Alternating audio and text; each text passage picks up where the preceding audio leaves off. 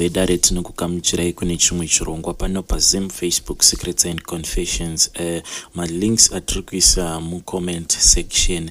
Those channels, they are asking for your subscription, so if you want to support them, please just go and subscribe to those channels.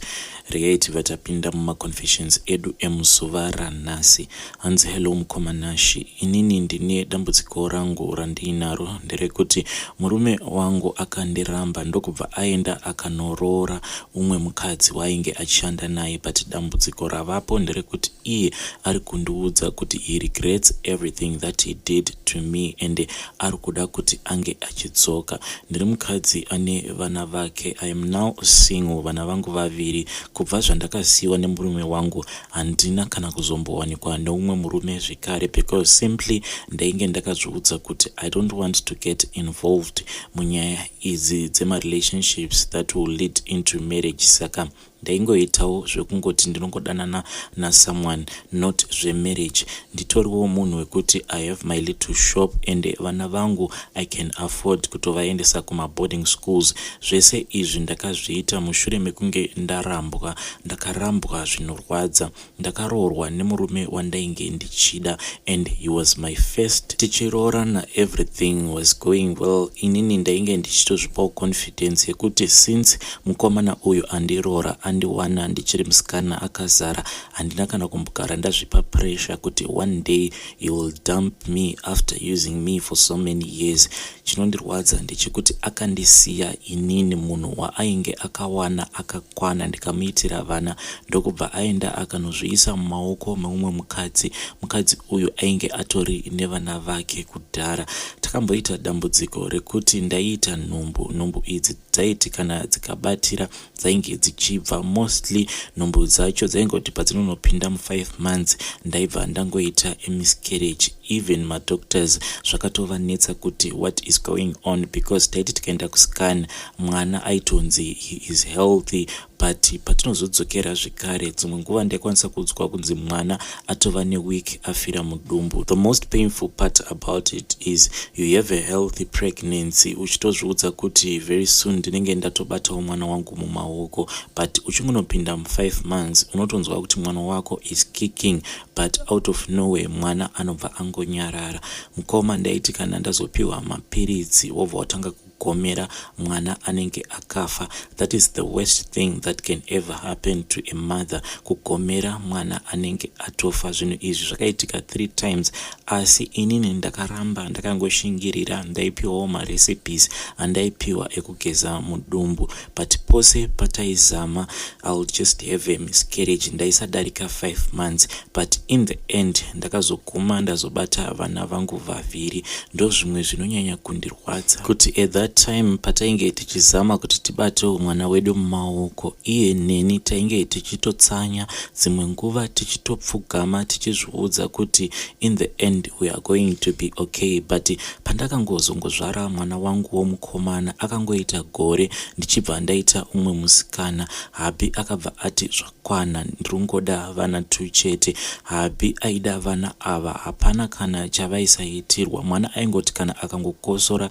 taibva tatoenda kwadoctor. Takatombonetsana nenyaya yeattention. Inini ainge ava kusatombondiona, most of his attention ainge yava kuenda kuvana. Ndaita sekunge ndainge ndangogarira pamba apa zvezita chete. Ndaiti kana ndikamubvunza kuti kochiko chiri kumboitika, why wava kusambondiatenda mubedroom, iye aingoramba akanyarara. Mukoma kana ndichikuudzai kuti dzimwe nguva taikwanisa kuita kana 2 months pasina kana bonde, pasina kana kumbopiwa kiss mubedroom. There was this other day pandakazombomuconfronta ndikati nhasi kana ukasandiudza kuti chii chiri kuitika chaicho ndinopeka hembe dzangu ndobva ndaenda, because handichatombozive kuti pano ndakagarirei, because I was suspecting kuti maybe abi wangu akasungwa nasomeone, because nengo yake even waiti kana ukambomanikidza kuti umbate, nengo yake yaisatomboita action at all. I mean the whole night ure here nemurume wako, but unyazonzwa kuti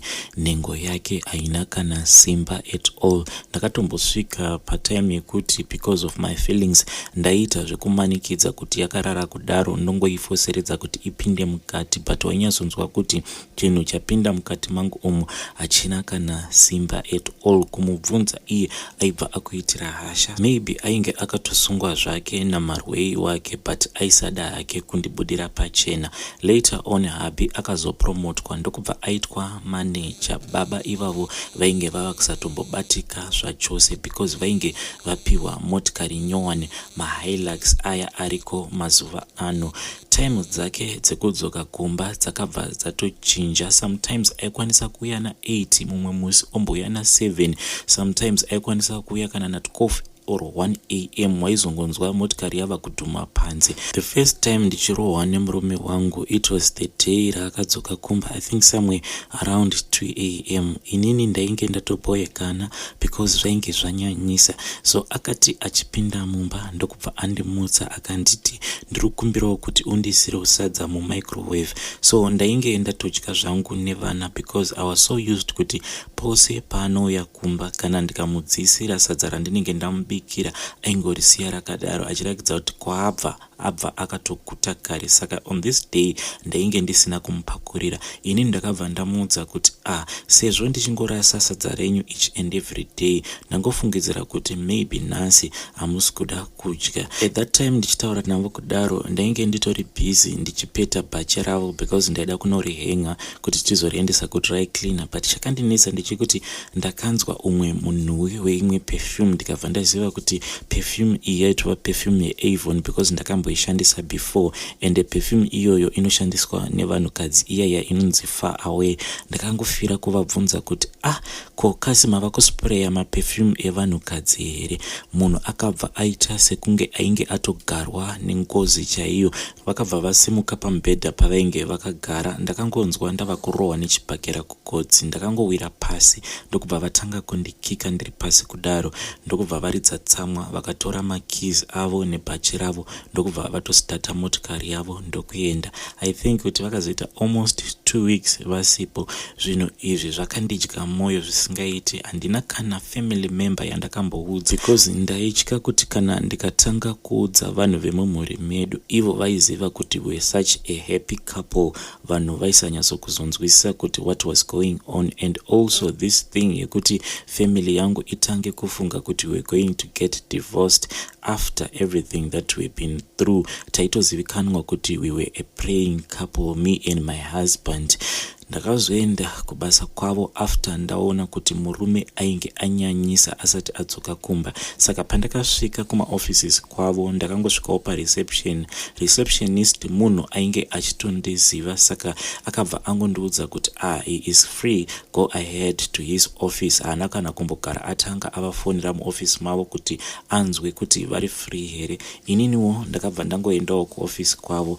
Mukoma ndakati ndichinopinda muoffice mavo, ndakangopinda muoffice nekubva ndatobuda after ndaona zvandainge ndaona. He was busy kissing this other workmate of his, and ivo pavakangondiona havana kana kutomboita surprised, vakangocheuka ndokubva vanditarisa vakaramba vakangodaro. Pandakabuda muoffice umu ndakatatarika ndikaenda mureception area ndikanogara, not because ndaida kugara, but ndainge ndisingatombozivi kuti ndoita sei because ndichibva kumba ndainge ndangotakura mari yekungopinda mutown telling myself kuti na baba tichabva tose tichibva kubasa kwavo todzokera kumba. Ndakaramba ndakagara pareception paya, then iye akazofonera receptionist kuti andidaidze back into his office. Pandakadzokera kuoffice kuya ndakatoona vakatogara next to each other. Ininiwo akabva andirakidza imwe chair yekugara ndokubva atanga kuzotaura nonsense dzake zvikanzi inini uchindiona ndakadai so ndafunga hangu kuti maybe ndikaita barika zvinokwanisa kuita right. Ndikabvunza kuti why have you thought about this thing? Iye akabva ati unoona zvauri, so I know kuti ndakakuwana uchiri mhandara, but do you know kuti iwewe ndakakuwana uri mukadzi asina kukwana. Ininiwo at that time, because I didn't understand nyaya idzi dzekuti kune vamwe vakadzi vanenge vatone nzeve, ndakatomubvunza kuti what do you mean when you say kuti wakandiwana ndisina kukwana, because pawakandiroora ndainge nditori mhandara. Akabva atonditira rafu zvikanzi enda unobvunza amai vako kana kuti tete vako kuti kana zvichinzi mukadzi haana kuperera zvinomboreva kuti kudii.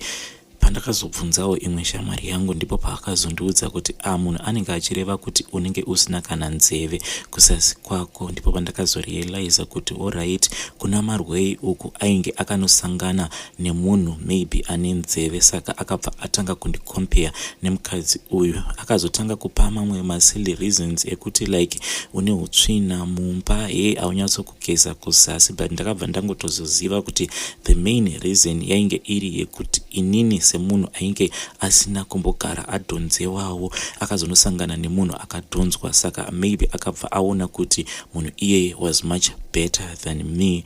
Ndakazozama hangu kuita move on, but each and every day it was a constant reminder, because aiti akauya kumba kana akanzwa kuti ari kuda kuita bonde newe musi iwowo, muri pakati pekuita bonde kana nengo yake ikangokaruka yabuda panze. Mukomanashi, now that I am writing my story, ndikubva ndatanga kurangarira all the abuse that I went through, because aindiudza mamwe mashoko anorwadza zvekuti izvezvi misodzi yangu iri kuita sekunge ichatanga kuyerera. Ronda racho ndainge ndakarivhara kare, but now munhu ava kuda kuuya achitanga kundiudza kuti anondida. Mukomanashi aiti kana nengo yake ikabuda panze aibva araramwa kana kutosimuka kubva pamubhedha achipopota achiti handiti uri kuona zviya zvandakakuudza kuti ndakakuwana usina kukwana, izvezvi dai wanga wakadhonzwa naamai vako, zvese izvi zvingadai zvisingaitiki. Mukomanashi, those words were so painful to me zvekuti kunyangwe feeling rebonde racho raizobva pai, but later on inini ndini futi ndaizotomunyengerera kuti tiite bonde racho, because ndainge ndava kuziva kuti kunze uku there was someone who was better than me, saka ndainge ndava kungoda kungoti iye andionewo semukadzi, but deep down I was so hurt. Munoziva mukomanashi, ndainge ndiri munhu wekuti ndainge ndakasimba, but out of stress nekuziva kutoti out there kune umwe munhu ari kupa murume wako bonde, ende murume wako anotarakidza kuti he is enjoying that person kukudarika iwewe, ndakasvika pakuonda. So takazobva kwatainge tichigara ndokubva taenda tikanogara kuwaterfalls, but masides atainge tava kugara taigara nekudhuze nekuentrance kunopindwa nako nevashandi vekwaivens. So pane vamwe koko so vaishandawo kwaivens ikoko, ndivo vaita vachimboyawo vachindibatsira kuwacha as my piece job, ndichivapawo something. Saka vaigara vachingondiona kuti I was someone ainge asina mufaro. Vakazondibvunza kuti what was going on, ndikazovarondedzera kuti gogo, dambudziko riri mumba mangu nderekuti murume wangu ari kuti iye handina kukwana, so iye ari kuti out there kune umwe mukadzi ari far much better than inini. Ivo vakabva vangonzwisisa kuti ndainge ndichireva kudii. Ndiye munhu akazotondibatsira kuti ndinge ndichizvidhonza kuzasi, but it was not a good thing, because ndaitoziva kuti zvinhu izvi zvandainge ndichiita ndakazviita because of the abuse yandainge ndichipiwa nemurume uyu. Fast forward up until today, my life is far much better. Kunyangwe iye murume wangu, he actually have a comfortable life, atori nemwana one nemunhu iyeye, but vakazorambana zvavo, but andizive kuti kurambana kwavakaita chii chakanyatsokuitika, because iye anongoninyorera mamessages achiti you don't know what I went through because of that woman, can you please forgive me, you are the woman wandakaita wedding vows naye. Saka apa I'm thinking that maybe ari kuda kungozama kundichinja pfungwa dzangu, because iye anoziva kuti I am someone who is so much into prayer, saka now he's using my verse ekuti like God hates those that divorce. Saka kana kuri kunzi tikadzokera naMwari vanofara zvisingaiti. Mukoma Nashi, ndauyawo pano ndichikumbirawo maadvices kuti after zvese izvi zvakaitika mulife mangu, should I get back nemurume uyu? Kumwari vacho kunyangwe ndikanzi ndaramba hangu ndiri single handizopindi denga racho here, because zvandakasangana nazvo zvinorwadza. Please help me out ndisati ndaita another wrong decision zvekare. Vedare, that was a painful story yatakatumirwa navahanzvadzi vedu ava. Regai tibva taenda panyaya yedu inotevera. Hanzi makadi Mukoma Nashi, inini ndinoda kureurura kuti I've been cheating on my husband, but zvinhu izvi zvakangoitika kwekanguva kapfupi ndichiri kuZimbabwe. Murume wangu iye nguva yese iyi ainge achishanda hake ari kuSouth Africa. Because of several reasons, murume wangu akapa ati inini ndainge ndichifanira kunge ndiri kuZimbabwe, kumba aingouyawo apo neapo, but mari zvake he made sure that each and every month ainge achitumira tichitovakawo kuno kumusha. Pabasa pake paanoshanda vanoshanda vachigara ipapo, saka apatendedzwi kuti unge uchigara nemukadzi wako kana musina marriage certificate. And also kunzvimbo kwavari marentals acho anodhura zvisingaiti, saka inini ndaingotiwo ndikangoendawo apo ndichinotengawo magroceries. Taibva tanogara kumba kwevamwe vatinoti sekuru, but sekuru ava havasi sekuru veukama, ndisekuru vemuraini, and ivo vanotogarawo nemukadzi wavo ikoko. Saka zvataita pandinenge ndiri ikoko, tainge tichingogara mumba mavo tiri 4 kudaro. Ivo vairara nambuya pambedha, inini nemurume wangu tinenge tiri pasi. Mukoma, handi munongozivawo kuti semunhukadzi ukaitawo nguva usati wasangana nemurume wako unenge uchinyatsonzwa kuti apa ndiri kunzwa nzara yebonde, but there was nothing that we could do about it. Taingorara takambundirana, taizotaimirawo kana pasina vanhu tobva tasangana pabonde. Dzimwe nguva taikwanisa kuita bonde paya patinenge tichigeza, kana kuti togara panze zvedu usiku towaridza chizambiya chedu tobva taita bonde redu tiri panze kudaro. Zvainge zvingoriwo zvezviya zvekungobvisana nzara, but pasina zvamunenge muchinyatsokuita. Saka ndakasvika pakuzojaira kuti ndizvo zvainge zviripo, nekuti inini nemurume wangu tainge tichingovimbisana kuti aiwa tichazofara zvedu after tamisawo imba yedu yatainge tichivaka kumusha, and also tambozama kupusha kuti tinge tichitenga zvipfuwo pamba. Saka pfungwa dzebonde even though dzaimboita dzichindipinda pose murume wangu paya ainge asipo ari kuSouth Africa, ndaibva ndakasika kudzikansela thinking about what we were trying to achieve, me and my husband. But munongoziva Mukoma kuti mazuvano kune maWhatsApp akati kuuya awa. Ndakaonawo rimwe link iri rainge riri remanovels, ndikabva ndajoina group riyereya, but mamwe manovels acho ainge achitumirwa ainge ari manovels aya ezvinyadzi. Saka ndaiti pose pandinenge ndichiverenga manovels iwawo ndaibva ndanzwa kuti panapa ndanyatsokurwa nezemo, ende wekuti andipedze zemo iroro painge pasina. Apa uchicalculate unenge uchiona kuti murume ari kudzoka kumba maybe after 3 or 4 months, because vaizoti paya pavanenge vachiuya kuzotindisa madays paboda ndipo pavaizongouya kumba vongorara one night vobva vatodzokera. Saka kuti unyatsonzi wanyatsokugutswa painge pasina. Ndakazongotanga kungoitawo shamwari paWhatsApp ipapo, but pane umwe murume wandakazongonyatsokuchamwaridzana naye. Ini nemurume uyu takazotanga kudiscussa about manovels aya. Taingotaura like kuti zvinhu izvi zviri kutaurwa mumanovels aya zvinoitika here, zvekuti vanhu vanoitira bonde munzvimbo dzakasiyana siyana. Inini nemurume uyu takazotanga kutumirana mapictures enhengo dzedu. Sometimes taikwanisa kutoitirana mavideo calls usiku hwose tichipretenda sekunge vanhu vari kutoita bonde. Ndakabva ndanzwa kuti apa mafeelings acho ainge anyanyisa, then takazoplana kuti tainge tichifanira kuzosangana tikazobhuka imwe lodge, iye ndokubva auya tikanoita bonde ikoko. Mukoma Nashi, zvivindi zvacho handitombozivi kuti ndaizviwana kupi, because there was this other time pandakanyatsokunyora murudo zvekuti ndakasvika pakuinvita murume uyu kuti ambouya kuzogara neni apa stand yatakachekerwa inini nemurume wangu iri padhuze nedzimwe hama. But chikomba ichi ndakaita zvivindi zvekuti chiuye usiku, ndikabva ndachivharira mubedroom mangu. Chaingoswera chiri mubedroom imomo ndichiti kana ndikabika ndobva ndaenda ndonochipa chikafu, mvura yekugeza, chaizotongobuda chienda kutoilet usiku. Apa hama dzemurume dzaikwanisa kuuya kana masikati dzichiuya kuzokumbira maturusi kana zvimwe zvinhu zvatoshandisa kumagadheni, but hakuna kana munhu wani akambozviziva kuti for almost 1.5 weeks ndainge ndakatovharira chikomba mumba mangu. Murume wangu then akazondidaidza kuti ndiuye kuzogara naye kuno kuSouth Africa.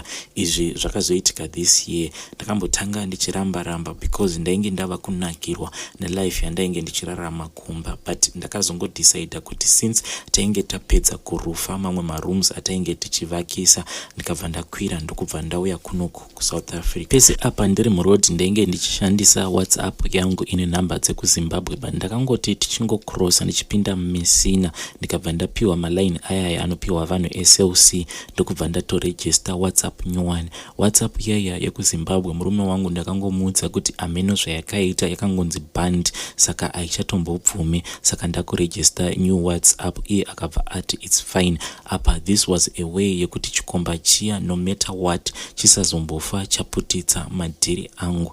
Now that I am staying with my husband, dambudziko ndeiri. Each and every time pandinenge ndichiita bonde nemurume wangu ndinongokaruka ndava kufunga chikomba changu chiya chekudhara. Brain idzodzo dzinombondibata mukomanashi dzekufunga chikomba ichi ndinotombozama kudzidzinga, but dzinotouya dziri more powerful. Now zvatova wese zvekutoti paya patinenge tichiita bonde kana ndikasafunga zvechikomba ichi handitombopedzi zvamuchose mukoma. Ndinokwanisa kuita kana bonde 3 times kana 4 times a week ndisingambopedzi, asi the day randinozofunga pamusoro pechikomba chiya ndichipretenda sekunge ndikuita bonde nacho ndipo pandinozotopedza. Mukomanashi ndiri kukumbira kuti kana mukazoposta nyaya yangu ndibvunzirewo kubva kumhuri yeZimbabwe kuti ndingaitawo sei kuti mafeelings awa andinonzwa panguva yebonde ekufunga chikomba chandakasiyana nacho kudhara angapera sei, because ndiri kutya kana kuti zvikaramba zvakadai maybe murume wangu anokwanisa kuzondisuspecta, because now ndinotopretenda sekunge ndapedza but ndisina kana kumbopedza. I don't know kuti ndicharamba ndichipretenda kusvika rini. I am now afraid kuti maybe ndichazotopedzisira ndisisina kana mafeelings for murume wangu, yet inini imba yangu ndinoida.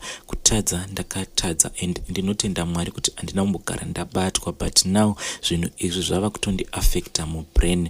Kana mukaposta notify me ndikwanise kutevererawo mucomment section. Vedare, that was a message yatatumirwa kubva kuna Haiti. Zvakangooma hazvo kuita kunge nyika yava kutoda kutopera chaiko, but let us help her out in the comment section. Tichadzoka zvekare with another episode.